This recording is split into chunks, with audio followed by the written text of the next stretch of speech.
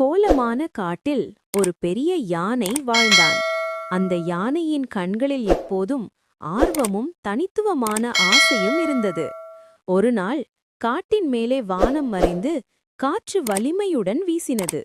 காட்டின் அனைத்து உயிர்களும் பதறி அச்சமடைந்தனர். யானை கவலைப்பட்டான். என்ன செய்யலாம் என்று எண்ணினான். ஆனால் அங்கே வானில் பறக்கும் சிறிய பறவைகள் வந்து யானையை அணைத்து ஒரு மாயை சக்தியுடன் காட்டை மீட்டெடுக்க வேண்டுமென்று அறிந்தன. யானை அந்த பறவைகளுடன் இணைந்தான்.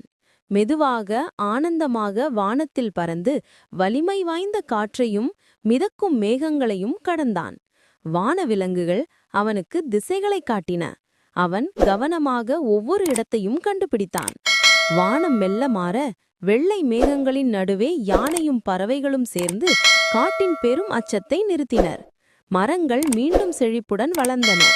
ஆறல்கள் தண்ணீரில் குளிர்ச்சி பெற்றன. எல்லா உயிர்களும் மகிழ்ச்சியுடன் ஒவ்வொரு மூச்சும் எடுத்தனர். யானை ஒரு நிமிடம் வானில் நிறுத்தி நிதானமாக கீழே விழுந்தான். அவன் உணர்ந்தது, ஒருவரின் முயற்சியால் மட்டுமே சில விஷயங்கள் முடியாது. ஆனால் சாலமனான மனமும் துணிச்சலும் மற்றவர்களுடன் இணைந்தால் எந்த பெரிய சவாலையும் எதிர்கொண்டு வெற்றி பெற முடியும்.